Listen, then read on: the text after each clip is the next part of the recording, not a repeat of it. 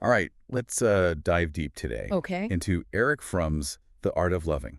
Sounds good. Now, you might be thinking love, a whole book on that. Right. But trust me, Fromm's take is anything but your typical rom-com fluff.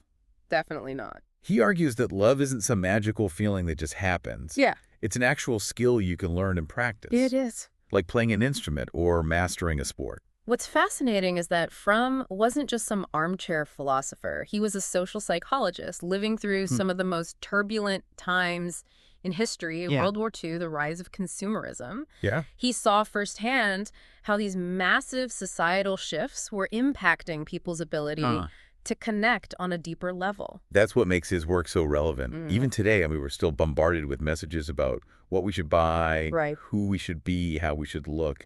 Yeah. It's easy to feel lost in all the noise. It is. So tell me, who is Erich Fromm? And why should we care about what he had to say about love? Fromm was a deep thinker, constantly observing how societal structures Okay. influence our personal lives. Okay. He believed that modern society, with its emphasis on individual achievement and material possessions, Okay. actually makes it harder to love authentically. Interesting. He saw this intense pressure to succeed and consume as feeding a deep sense of isolation within us. Okay, so we're all feeling isolated. Right. But Fromm doesn't just leave us hanging with that gloomy thought, does he? No, he doesn't. He actually offers some solutions. Exactly. He digs into the various ways people try to escape this feeling of loneliness. Yeah. He calls these orgiastic states. Orgiastic states. Think about it. Excessive drinking, drug use, Huh? even losing yourself in the frenzy of a concert. Yeah. These provide a temporary sense of connection and belonging, but Right. it's fleeting. Yeah. The moment the music stops, the hangover hits. You're right back where you started, often feeling even more alone. It's like chasing a high that always fades, leaving you craving more. Exactly. So we're left feeling empty, and the cycle repeats itself. It does. But it's not just these intense experiences, right? Yeah. Fromm says even our everyday routines can become a way to avoid facing our loneliness. Absolutely. Yeah. He talks about how we conform to the crowd, blending in to avoid the anxiety of being different. Right. Think about all the subtle pressures you face to dress a certain way, Yeah. hold certain opinions, even use the right slang. Right? It can feel safer to just go along with the flow, For sure. but the cost is sacrificing your individuality. So we're either lost in the crowd or isolated from it. Yeah, There's no real sense of genuine connection in either scenario. that's right.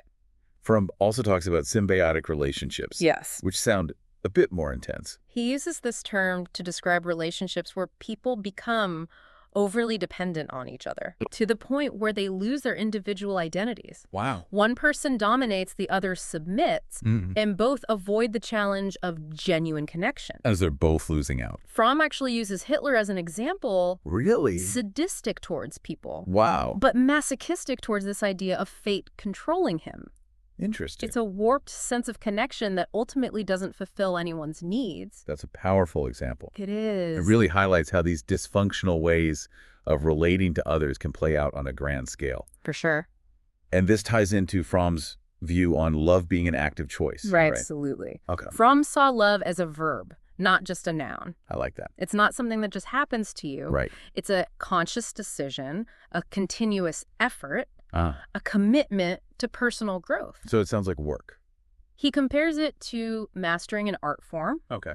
It takes dedication, practice, and a willingness to learn and evolve. So it's not about finding the perfect person, Right. but about becoming the right person, someone capable of loving well. Exactly. What are some of the key ingredients Fromm identified Yeah. for cultivating this art of loving? He talks about discipline, concentration, Okay. and patience as being essential for love to flourish. Okay, so those sound kind of like anti-love words at first. Now, when you hear discipline in relation to love, Yeah. it might sound a bit rigid or unromantic, Right. but Fromm isn't talking about a strict set of rules. Okay. He's talking about the dedication and consistent effort required to nurture any skill, especially love. So it's more about just showing up every day. Think about a musician practicing their instrument every day. Yeah. They show up, they put in the work, Mhm. even when they don't feel like it. Yeah. Love requires that same level of commitment. So it's about showing up for the people we love. It is. Consistently, even when it's hard. Yes. It makes sense. Relationships require ongoing effort, not just grand gestures every now and then. Exactly. And then there's concentration. Yes. Fromm emphasizes the importance of being fully present in the moment with the other person, truly listening and seeing them. This can be so challenging in our world of constant distractions. Right. It's like putting down your phone, silencing the mental chatter, Right. and really tuning in to the person in front of you. Right. Exactly. And what about patience? How does that factor into love? Fromm believed that patience is crucial for understanding that growth in love takes time. Okay. We can't force it to blossom overnight. Yeah. Think of it like a seed slowly growing into a plant. Okay. It needs nurturing, sunlight, and time to reach its full potential. Yeah. We can't rush the process. It's a reminder to be gentle with ourselves and others, It is. to allow for growth and change to unfold organically. Yeah. This reminds me of how Fromm saw the whole falling in love phenomenon as a bit of a trap. Can you elaborate on that a bit? Fromm was wary of the intense infatuation Okay. we often mistake for true love.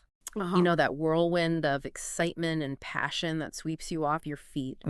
He argued that while those initial feelings can be incredibly powerful and intoxicating, Sure. they often fade, Yeah. leaving behind either a deeper, more mature love Okay. that's been cultivated through effort and understanding, Yeah. or disillusionment. He has this great line in the book. Yes. He says, if any other endeavor in life failed as often as romantic love, we'd be scrambling to figure out why. Right.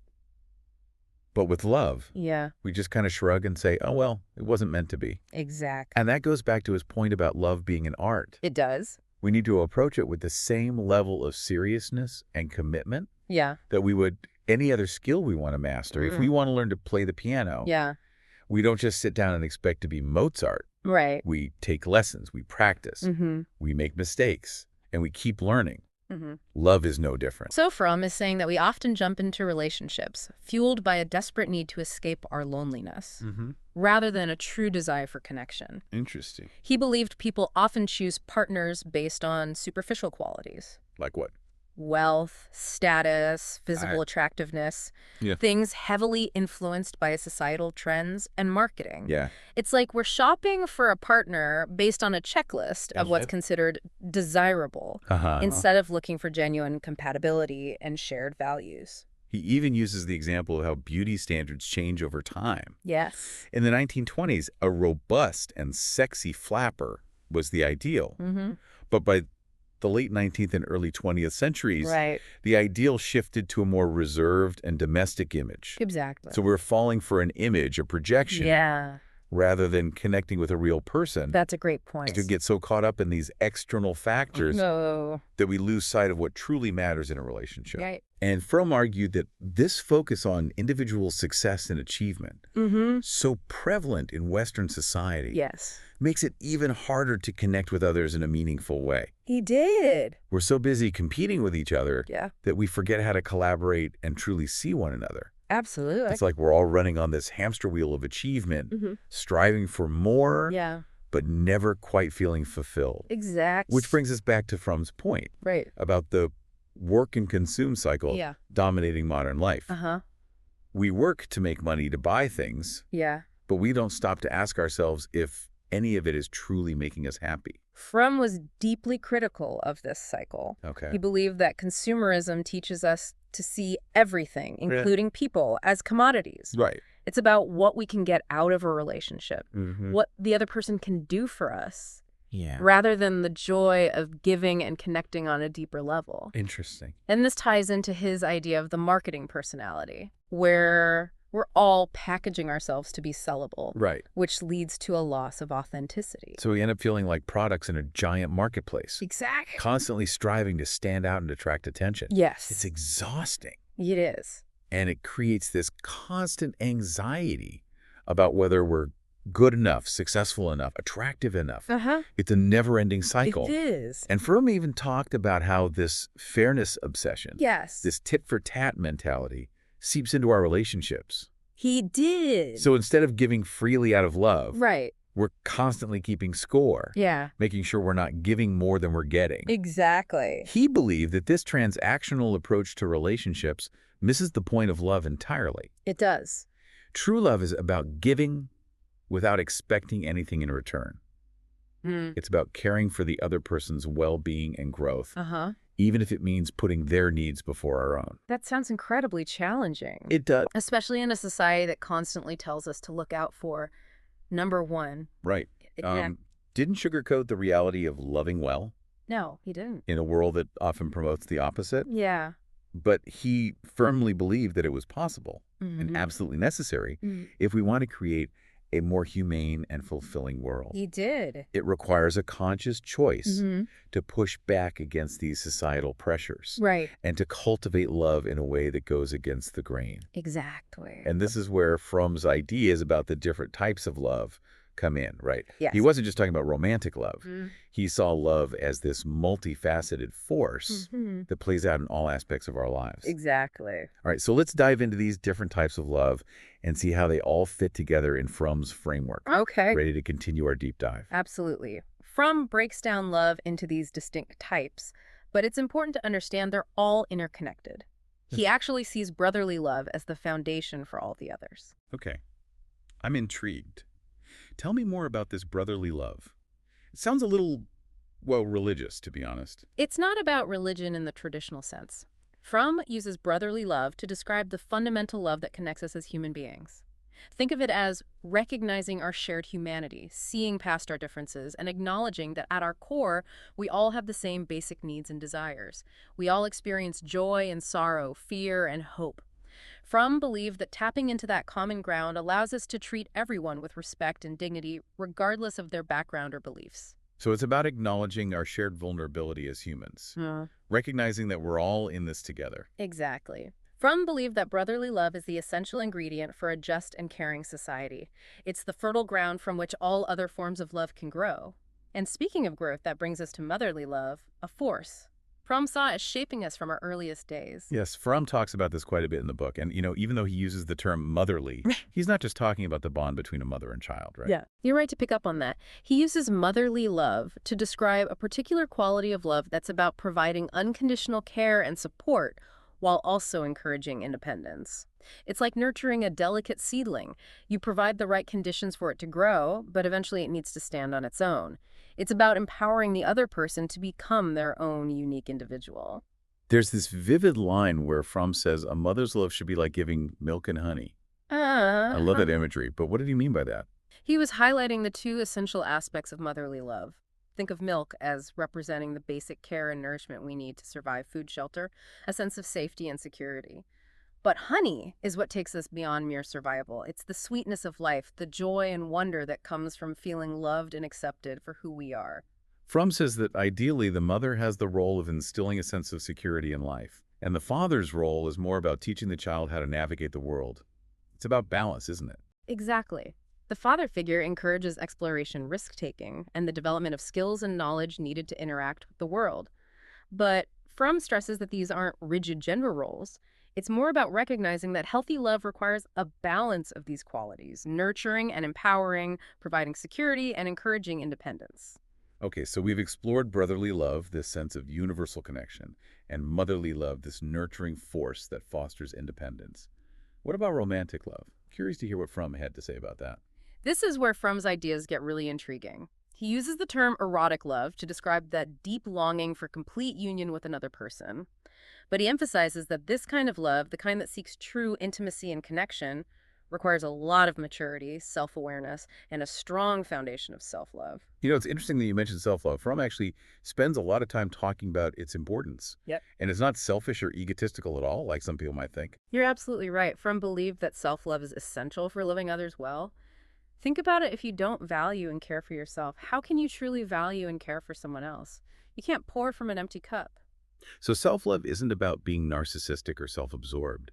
It's about having a healthy respect for yourself, recognizing your own needs and desires, and committing to your own growth and well-being. Precisely.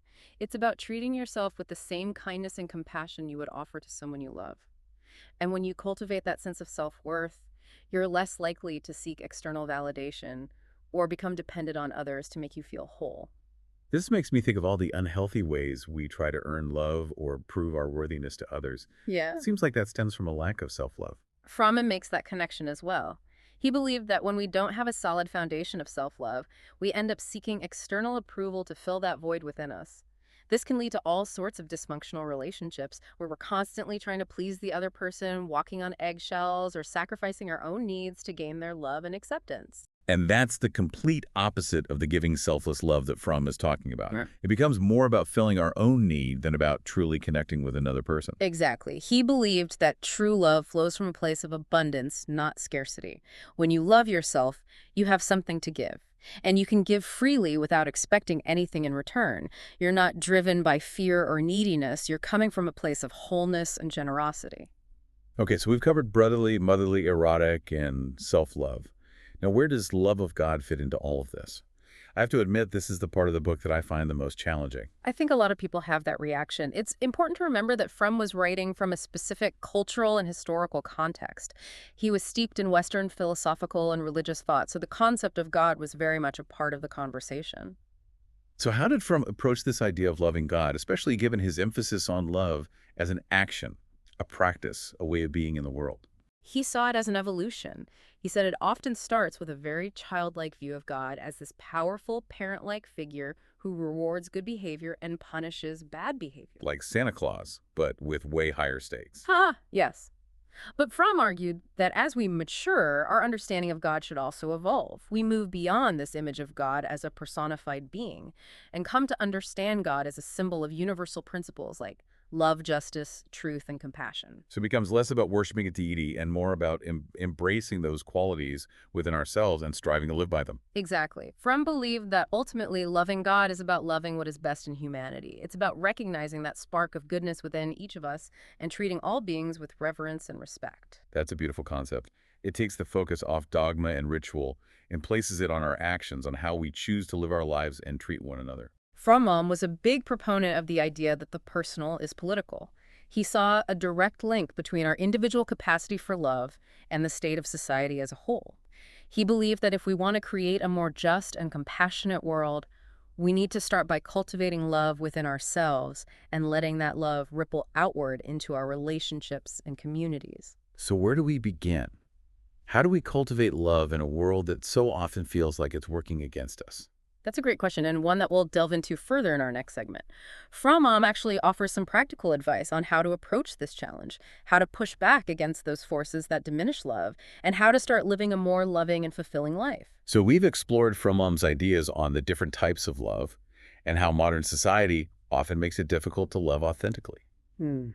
But he doesn't just leave us with a bleak diagnosis, does he? No, not at all. He actually offers a path forward, right? He does. Some practical steps we can take to cultivate love in our lives. Yes. And this is where his concept of love as an art, a practice, really comes full circle. He gives us concrete tools and strategies for actively combating those forces that work against love. Right. It's not about passively waiting for love to find us. Right. It's about making a conscious choice to cultivate it within ourselves and in our relationships. This is what makes The Art of Loving so much more than just a philosophical treatise. It's a guidebook for living a more loving and fulfilling life. I agree. And one of the first obstacles Fromm addresses is this idea of the marketing personality. Yeah. This tendency we have to package ourselves to be sellable. Right. Which ends up disconnecting us from our true selves. He uses the example of advertising to illustrate this point. Yeah. We're bombarded with images of perfect people living seemingly perfect lives. Right. And it's easy to start believing that we need to fit into that mold to be loved and accepted. For sure. We start comparing ourselves to others, Yeah. feeling inadequate, and striving to project an image that we think will make us more desirable. It's like we're all competing for attention in this giant marketplace of personalities. Trying to stand out from the crowd. And the problem is that constant striving for external validation leaves us feeling empty and disconnected. We lose touch with who we truly are, with our authentic selves, and we end up attracting people who are drawn to the image we're projecting rather than the person we really are. So how do we break free from this marketing mentality? It sounds like a pretty deeply ingrained pattern. Fromm believed it starts with courage, The courage to embrace your authentic self, flaws and all, and to let go of the need to please everyone. He says that true love requires vulnerability. That's scary. We need to be willing to let down our guard and allow ourselves to be seen fully and completely by the people we love. It sounds like a huge relief to let go of that pressure to be perfect all the time. It is. But I imagine it takes a lot of trust to be that vulnerable with someone. It does. And Fromm reminds us that this process starts with ourselves. Right. We need to cultivate self-love and self-acceptance before we can truly offer that to someone else. Right. And that's where those qualities of discipline and concentration that we discussed earlier come into play. So it's about being intentional with our time and energy. Yes. Focusing on what truly matters. And learning to quiet those critical voices in our heads that tell us we're not good enough. Exactly. Fromm talks about the importance of practicing mindfulness. Yeah. Being fully present in the moment, and learning to observe our thoughts and feelings without judgment. He even suggests meditation as a tool for cultivating this sense of inner stillness and self-awareness. And I imagine that overcoming our narcissistic tendencies is also crucial for developing more loving relationships. Absolutely. Yeah. Fromm believed that narcissism leads to a distorted view of reality. Okay. We see the world through this lens of me, me, me, right. And it becomes difficult to truly empathize with others and understand their perspectives. So it's about shifting our focus outward. Yes. Recognizing that other people have their own needs, desires, and experiences that are just as valid as our own. And this is where Fromm's concept of rational faith comes in. Oh, yeah. I like that. It's about believing in the potential for growth. Okay. Both in ourselves and others, even when we make mistakes. I love that he calls it rational faith. Me too. It's not about blind optimism or ignoring reality. Right. It's about choosing to believe in the possibility of transformation and cultivating a sense of hope, even in the face of challenges. And this faith is an active force. Okay. It requires us to take responsibility for our actions, to make amends when we've hurt others, and to actively work towards creating a more loving and just world. Fromm seems to believe that love is not just some personal feeling. Yeah. It's a powerful force for social change. He does. He saw love as the antidote to the alienation and division that plague our modern world. He believed that when we choose to love, when we choose compassion over judgment, connection over isolation, and cooperation over competition, we're creating ripples of positive change that extend far beyond our individual lives. Fromm's work is so thought-provoking. It is. And it leaves me with so much to ponder. What stands out to you as his most powerful message? For me, it's his unwavering belief in the transformative power of love. Yeah. He doesn't offer any easy solutions, but he reminds us that love is not just a feeling. Right. It's a choice, a commitment, and a practice. And it's a practice that requires us to show up, do the work, and be willing to grow and evolve. He's calling us to become active participants in the creation of a more loving world. And he reminds us that this transformation starts within each of us. As we wrap up our deep dive into the art of loving, I'm left with this question for you to consider. What would a society look like where people genuinely strive to master this art of loving? What would it feel like to live in a world where love wasn't just a fleeting feeling, but a guiding principle in all aspects of our lives? Something to ponder.